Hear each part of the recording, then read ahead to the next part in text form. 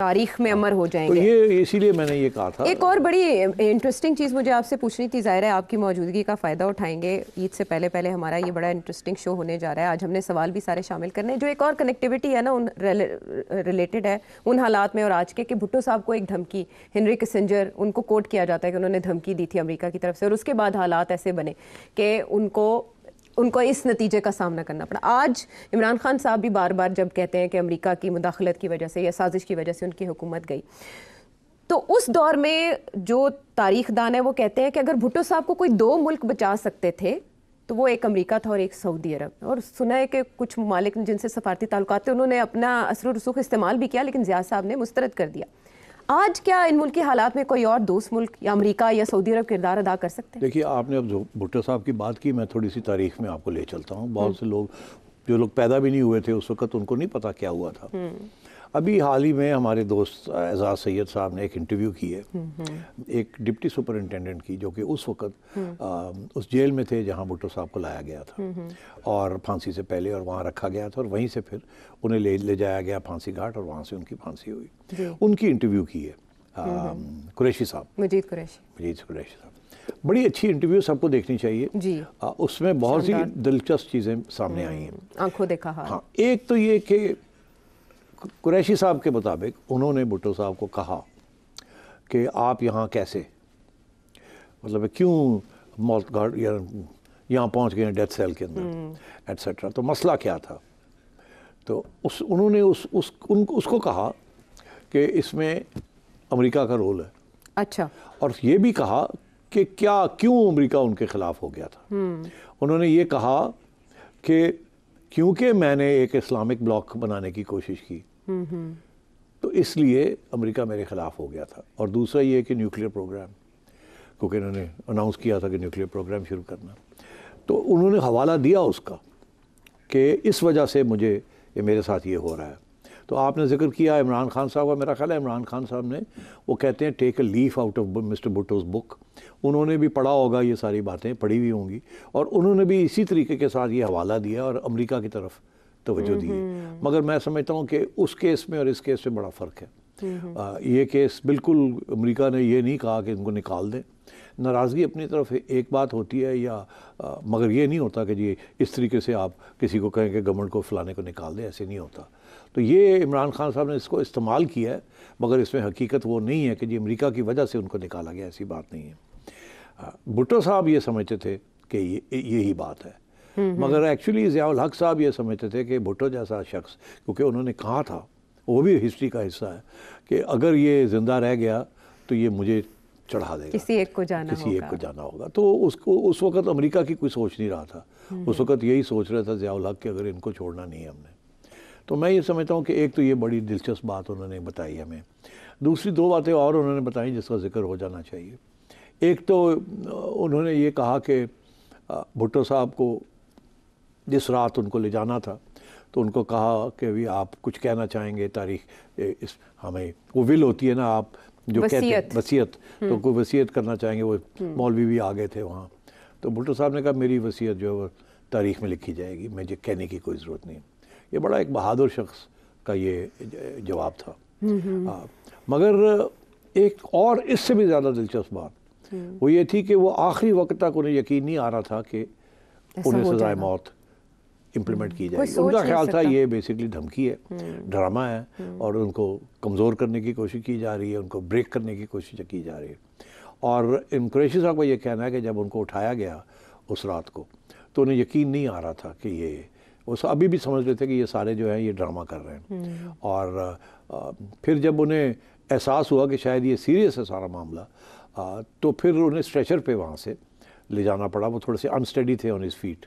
And مگر جب وہاں پہنچے تو یہ قریشی صاحب کا یہ کہنا ہے کہ جب وہ اس جگہ پہ پہنچے تو قریشی صاحب نے کہتے ہیں میں نے ان سے کہا کہ اب اٹھیے اینڈ چل کے چلیے. تو ایک دم اٹھ گئے اور پھر چل کے سیڑھیاں چڑھ کے اوپر چڑھے اور کھڑے ہو گئے. اور آخری ان کے لفظ یہ تھے کہ یہ جو آپ نے میرے سر پہ یہ کالا کپڑا چڑھا دیا ہے، اس کی کیا ضرورت ہے، اس کو اتارو. I can face the death. I can face the death. تو اس وقت قریشی صاحب کہتے ہیں کہ میں نے کہا کہ نہیں، یہ قانون کا حصہ ہے کہ یہ ایسے ہی ہوگا.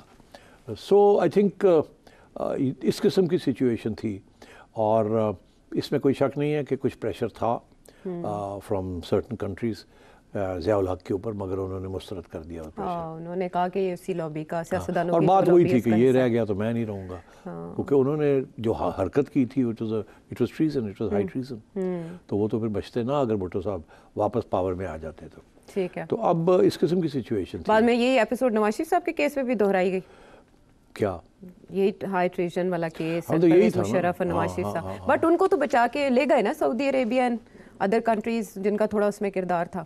ये तो एक बड़ी तारीख है ना इसकी मगर लंबी उसलिए भारत। भी क्योंकि फिर उनको मुशर्रफ साहब को प्रोटेक्ट करने वाले भी तो थे ना हाँ हाँ उस वक्त।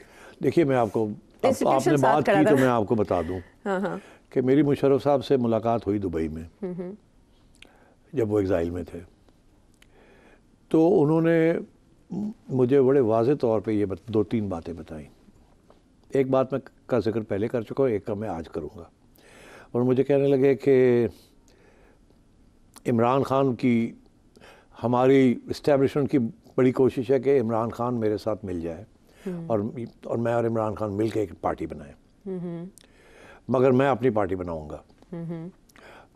मैं उनको ये भी खुशहमी थी कि मैं अब बड़ा पॉपुलर हूँ तो मैं पार्टी बनाऊंगा, तो मैं जी उस वक्त ये सोच रहे थे, पार्टी भी बनाई जी बिल्कुल उनकी पार्टी। तो उस वक्त उनका ये कहना था। अब मेरा ख्याल है शायद ये बात सही है या नहीं सही, मगर उन्होंने जो कहा मैं वो रिपीट कर देता हूँ। तो वो कहने लगे कि जनरल पाशा जो कि एक्स DGISI थे, वो कहने लगे कि उनकी ख्वाहिश है कि ये इकट्ठे हो जाए हम। अच्छा। और उन्होंने ये भी कहा कि जनरल पाशा जो है वो उनका जो रवैया है मेरी तरफ वो अच्छा है, मगर साथ ही इशारा किया कि जनरल कियानी का रवैया ठीक नहीं है। तो मुझे फिर जनरल कियानी से मुलाकात हुई मेरी उस मीटिंग के बाद एक डिनर पे कहीं। अच्छा। तो बैठे हुए थे मेरे साथ, तो मैंने बताया उनको, मैंने कहा जी जनरल साहब मुशर्रफ साहब जो हैं वो समझते हैं कि आपने उनके साथ ठीक नहीं किया। तो जनरल कियानी ने कोई जवाब नहीं दिया। उनकी आदत थी कम ही बात करते थे। तो मगर ज़ाहिर है उन्होंने कहा हाँ वो तो यही सोचेंगे, समथिंग लाइक दैट। हाँ हाँ वो कम तो वो ये है। चीज़ें भी चली हैं यहाँ, इस किस्म की बातें भी हुई हैं। तो अब खान साहब जो जिस खाते में पड़े हुए हैं इस वक्त, वो तो कुछ भी नहीं है, तोशा खाना तो ये और वो, उसमें तो कोई उस किस्म की संजीदगी है ही नहीं, संजीदगी जो कि भुट्टो साहब का जो केस था। इसीलिए मेरा ये मौक़िफ़ है कि ये मामला तय हो सकता है। ये नहीं है कि खान साहब या एक रहेगा या दूसरा रहेगा, ऐसी बात नहीं है। ठीक है। अभी कुछ लोग जो हैं वो एक को ये कह रहे हैं कि जी या आप रहेंगे या वो रहेंगे, दूसरे को भी यही कह रहे हैं या आप रहेंगे या वो रहेंगे। ये लोग जो ऐसी बातें करते हैं उनके अपने मफाद में एक का रहना या दूसरे का ना रहना है। बिल्कुल उन लोगों की बातों में नहीं आना चाहिए, और उनको ये कि पहचान मुल्क का जाना सोचना चाहिए खान साहब को भी और बाकी हजरात भी जो है जो कि इन्वॉल्व हैं इन चीज़ों में, जिसके अंदर सियासी लीडर्स भी हैं और इस्टेब्लिशमेंट के लीडर्स भी हैं। इनको सोचना चाहिए how to find a way out.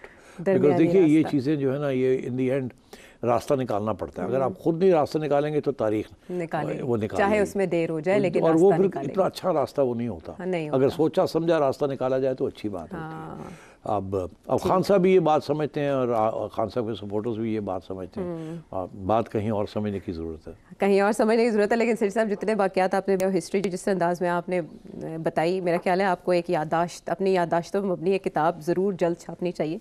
हम सब इंतज़ार करेंगे। उसमें भी फिर यहाँ कैंची लेके कोई आ जाएगा।